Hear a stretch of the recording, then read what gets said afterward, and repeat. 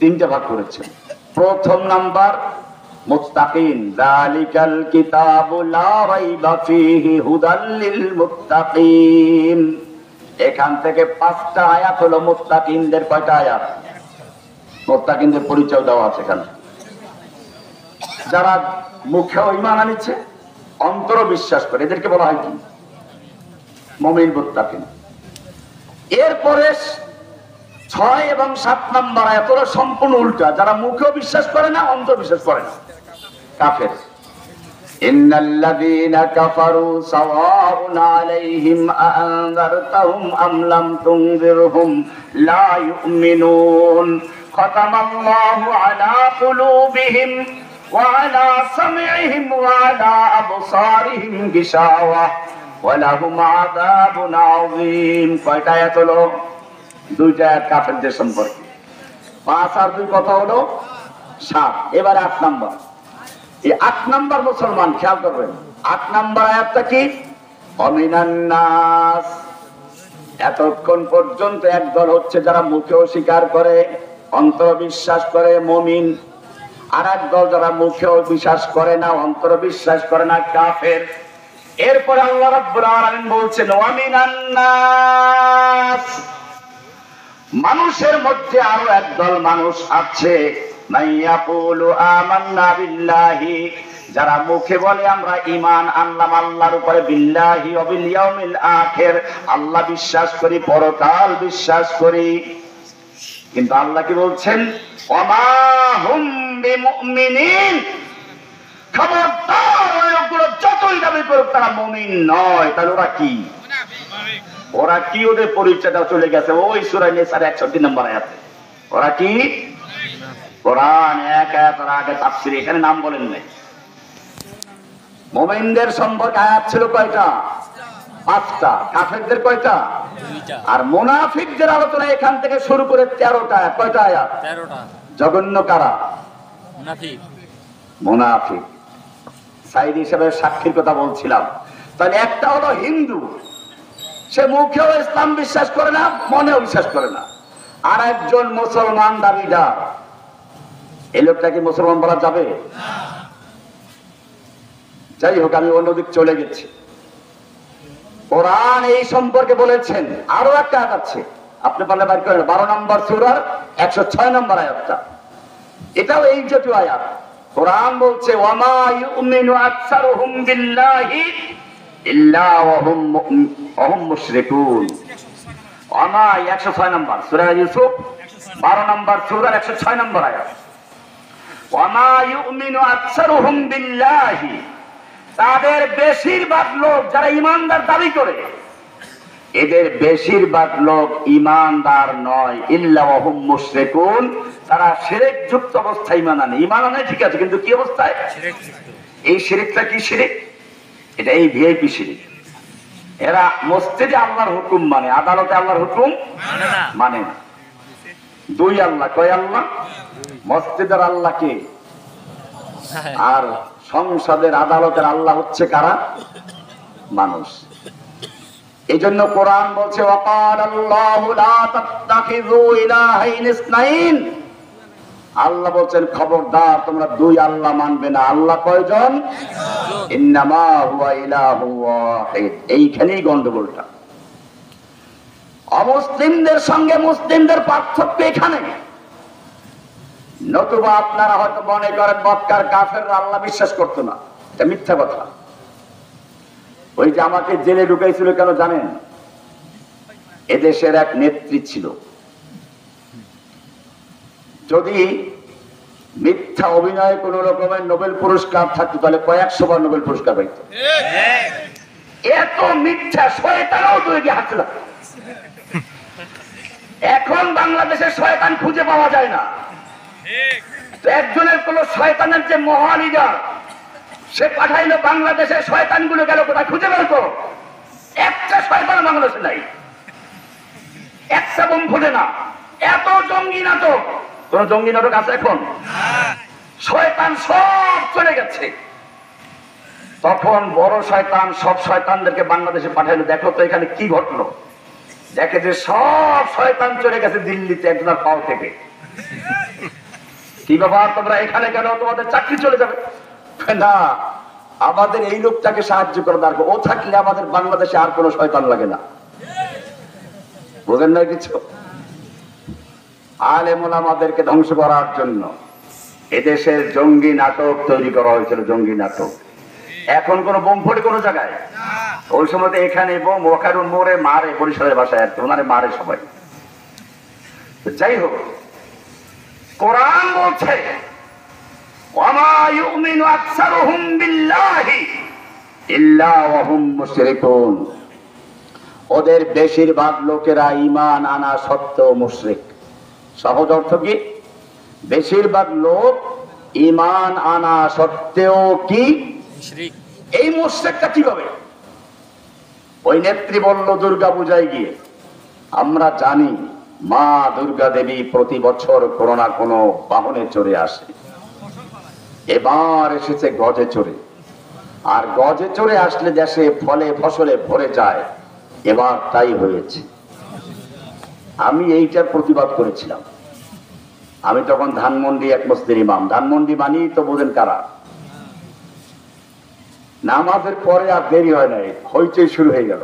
আমিও কমিটি ভেঙে দিলাম, আপনারা দেখছেন ওটা ভিডিওতে, কমিটি বিলুপ্ত করেছিলাম। তারপরে বুঝেন না, একটা সরকারের সাথে পারা যায় না যুদ্ধ করে।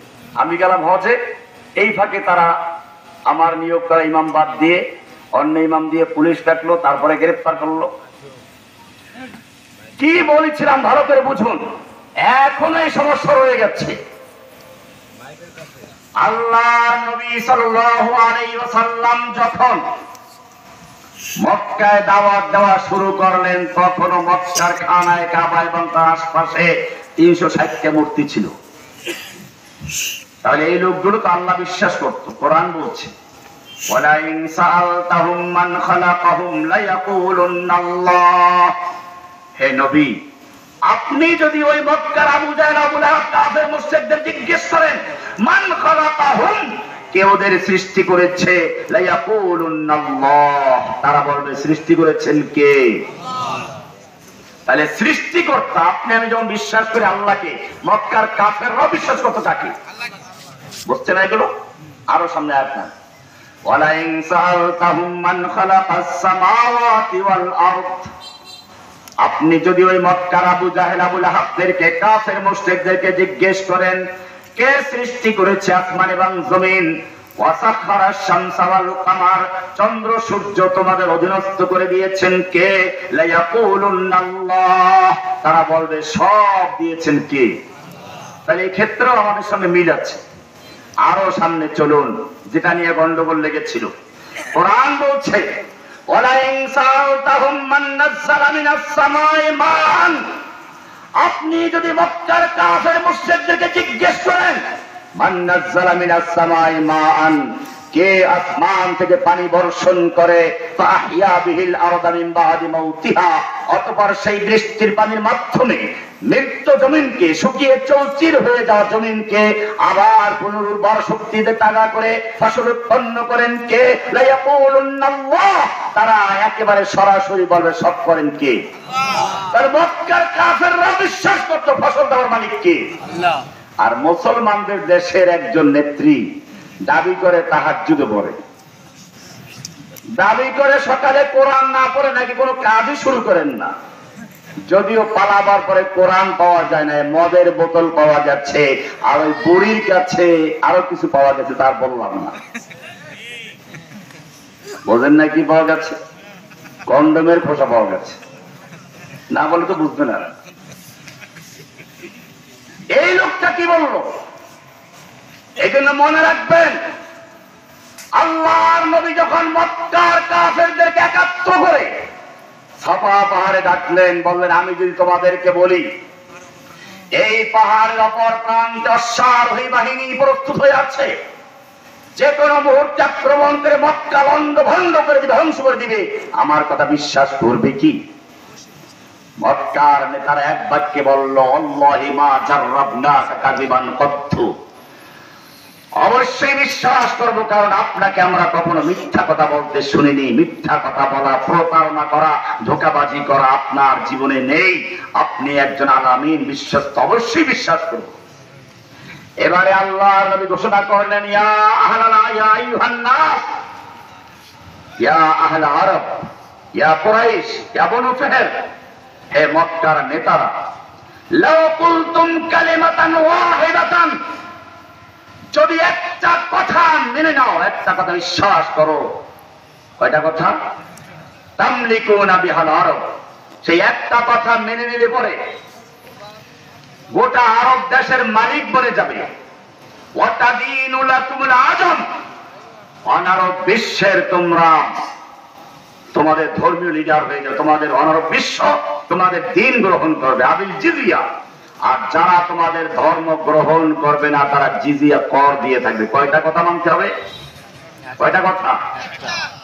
মক্কার নেতারা খুশি, একটা কথা মানলে গোটা আরব দেশের মালিক বনা যাবে। একটা কথা মানলে গোটা বিশ্ব আমাদের দিন, আমাদের ধর্ম গ্রহণ করবে। একটা কথা মানলে গোটা বিশ্ব আমাদের জিজিয়া কর দিয়ে থাকবে।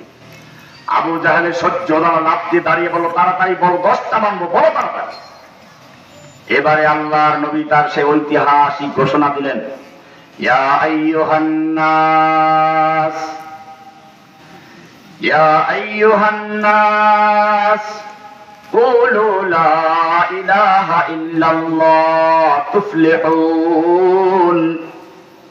ও বিশ্ববাসী, ইয়া আইয়ুহান নাস, এইবারে শুধু মক্কার লোকদের না, গোটা মানব জাতিকে বলছেন। কিয়ামত পর্যন্ত যত মানুষ আসবে সকলকে একটা আহ্বান জানিয়ে গেলেন, কি? কুলু লা ইলাহা ইল্লাল্লাহ, বলো লা ইলাহা ইল্লাল্লাহ। বলতে দেরি, প্রতিবাদ করতে দেরি হলো না। আবু জাহেল দাঁড়িয়ে গেল, খেপে গেল। আবু লাহাব বলে উঠল, তাব্বান্নাকা সাইরাল ইয়াউম, তোমার গোটা জীবন ধ্বংস হোক, আলিহাদা জামাআতানা, তুমি আমাদের এজন্য জড়ো করেছো। দুই হাত উঁচু করে নবীকে মারতে উদ্যত হলো, একটা লোক পক্ষে পাওয়া গেল না। কি ছিল লা ইলাহা ইল্লাল্লাহর মধ্যে সেটাই বুঝতে হবে। এই জায়গাটা পরিষ্কার হয়ে গেলে আর তোমার কোনো ওয়াজের প্রয়োজন নেই। আর এই জায়গা যদি না বুঝো তাহলে মক্কার কাফেরদের সঙ্গে তোমার মধ্যে কোনো পার্থক্য নেই। আবু জাহেল বুঝতে পেরেছিল, আবু লাহাব বুঝতে পেরেছিল, লা ইলাহা ইল্লাল্লাহর দুইটা অংশ। লা ইলাহা, লা মানে নেই, ইলাহা মানে কোনো মাবুদ, আগে নেই কোনো মাবুদ। ইল্লাল্লাহ মানে একজন আল্লাহ আছেন। কি সেই লা ইলাহার মানেটা? একটা পুরাতন বিল্ডিং এর রং করতে গেলে আগে মানুষেরা পুরাতন রংটা ঘষে, মেজে, ধুয়ে, মুছে পরিষ্কার করে নতুন রং করে। ঠিক তেমনি ভাবে একজন লোক যখন লা ইলাহা বলে, সঙ্গে সঙ্গে তার মনের ভিতরে যত খাতা বাবা, গাঁদা বাবা, ল্যাংটা বাবা, তর্কা বাবা, দুর্গা বাবা, নেতা নেত্রী সব কিছুকে লা ইলাহা উৎখাত করে দিয়ে শুধু একজনকে বসায়, ইল্লাল্লাহ মানে কাকে? এইটা হচ্ছে লা ইলাহা ইল্লাল্লাহর অর্থ। এটা আবু জাহেলরা বুঝতে পেরেছিল, আবু লাহাব বুঝতে পেরেছিল। এই লা ইলাহার মানে হচ্ছে আমাদের দারুন নদওয়া নামক মক্কার সংসদে আইন তৈরি করা বাতিল হয়ে যাবে, মানব রচিত আইন চলবে না। লা ইলাহা মানে হচ্ছে কোনো আইনদাতা নেই, কোনো বিধানদাতা নেই, কার আনুগত্য চলবে না। ইল্লাল্লাহ মানে শুধু একজন চলবে, কার? লা ইলাহার মানে হচ্ছে আমাদের দেবদেবী, আমাদের 360 মূর্তি চলবে না, সব বাতিল হয়ে যাবে। ইল্লাল্লাহ বলে শুধু একজনকে গ্রহণ করবে। ইল্লাল্লাহ কাকে?